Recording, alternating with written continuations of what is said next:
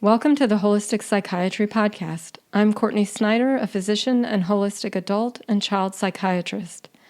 In this episode, I'll be talking about angry outbursts. I'll discuss the responsibility to get help, enabling, and biochemical drivers. Whether it's an older child with frequent tantrums, a teen, or an adult who easily loses their temper, I think of angry outbursts as a symptom.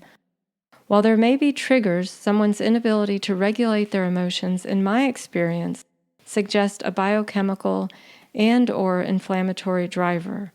In this newsletter or podcast episode, I'll discuss the important difference between angry outbursts and other symptoms, the impact on the neuro-physiology of others, reasons this behavior may be enabled by others, associated diagnoses, the four most common underlying physiologic drivers that I see in my practice, and what the presence or absence of remorse can tell us about underlying root causes. Here are my 10 thoughts. Number 1, responsibility.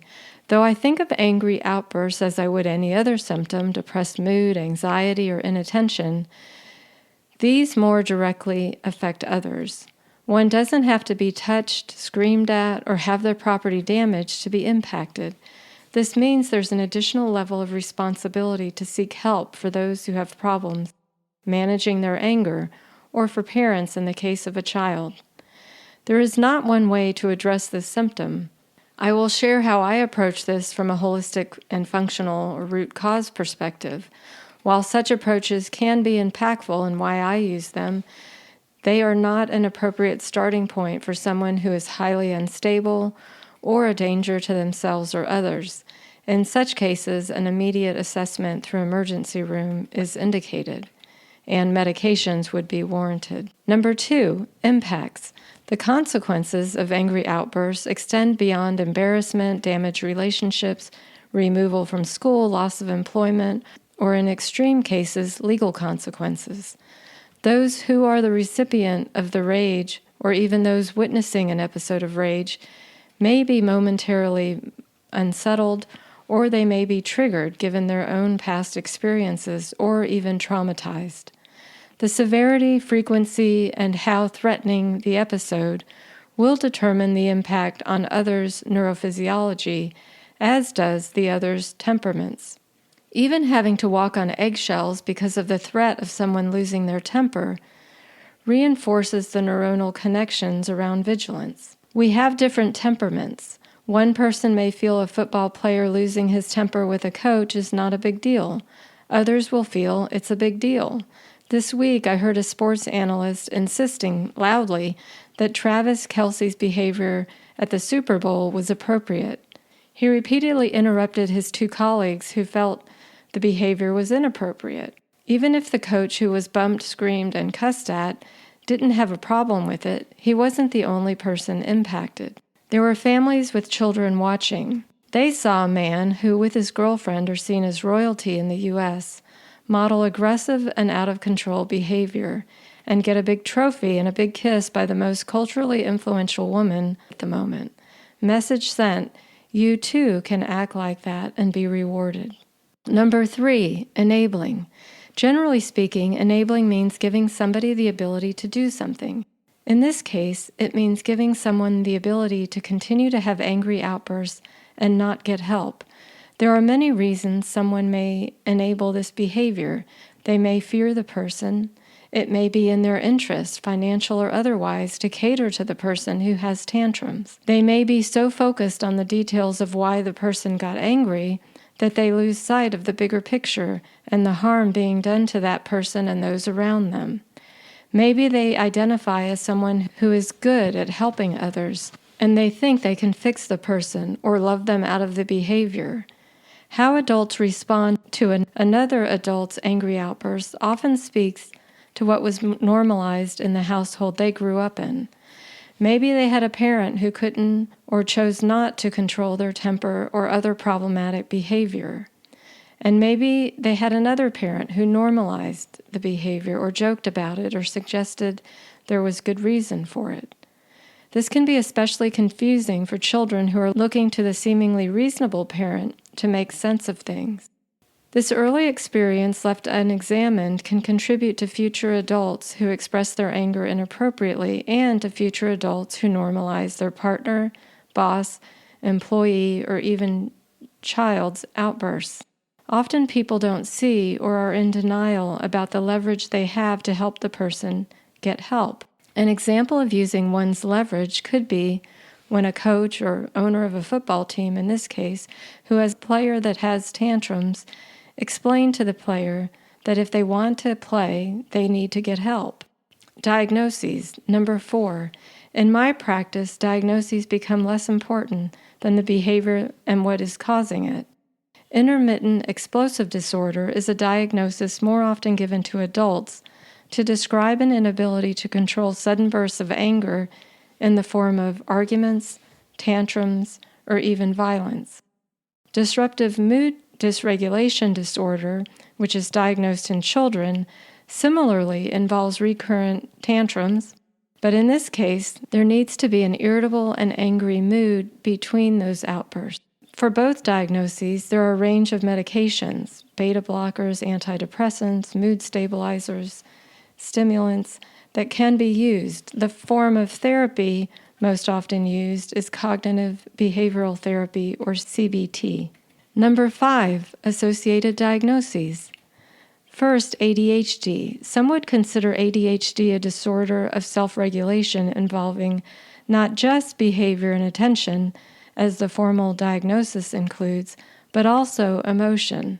Studies reflect that most, though not all, children and adults with ADHD have problems with emotional dysregulation. I'll explain why biochemically this makes sense.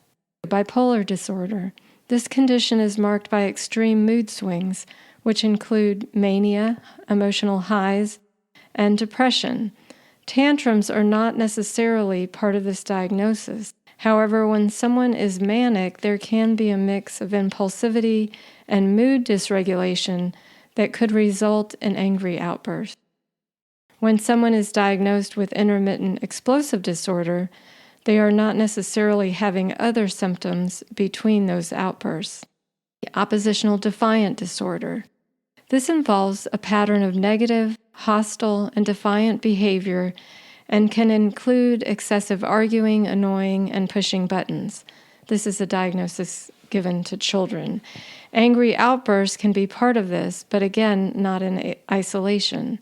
Overwhelmingly, most children diagnosed with ODD will be undermethylated, meaning they have a methylfolate imbalance. Undermethylation could also contribute to one becoming angry if they are not getting their own way or winning. The fuel to the explosion, however, is more likely number 6, high copper. This is the first thing that I think of when an adult or child has angry outbursts. High copper appears to be a common driver of ADHD, which again is not uncommon in those who do have angry outbursts. Hyperactivity, inattention, insomnia, or high anxiety can also be associated with high copper or a copper-zinc imbalance. The Walsh Research Institute found that 68% of adults and children diagnosed with ADHD have a copper-zinc imbalance, meaning that the copper is relatively high in relation to the zinc. Bringing down copper is not difficult with a specific nutrient protocol. Now, in the newsletter that I'm reading from, essentially, I do provide links that go into more depth, for example, about high copper and about undermethylation that I mentioned with ODD. Number 7, high pyrols. This is the second thing I think about. It can occur with high copper. Here, I would expect the person to have low stress tolerance, mood swings, and more difficulty in settings where there is overstimulation. High pyrols result in deficiencies of zinc, B6, and magnesium. Someone could have high pyrols and thus low zinc, leading to high copper. Zinc keeps copper in check. This too can be addressed using a nutrient protocol. Number 8, mast cell activation. Though mast cells are not in the brain, when triggered, and stress is one of the things that can trigger them, they communicate with inflammatory cells in the brain. If these cells in the brain have been primed by things like head trauma, toxicity, or emotional trauma, then when another insult comes along, which could be a moment of frustration, an illness, another physical or emotional trauma, this inflammatory process can more easily and rapidly occur. In some ways, angry outbursts are not unlike a panic attack in that they appear to involve interactions between our autonomic nervous system, our hormonal stress response, and these inflammatory cells, which are part of our immune system. In combination with cognitive behavioral therapy, or CBT, I find that interventions that target the autonomic nervous system, so accessing the vagus nerve to take the body out of fight or flight, and thereby lowering the hormonal stress response, can be helpful. EMDR, somatic-based therapies, limbic system retraining can also be helpful here, as can interventions to stabilize mast cells, which again I will link to.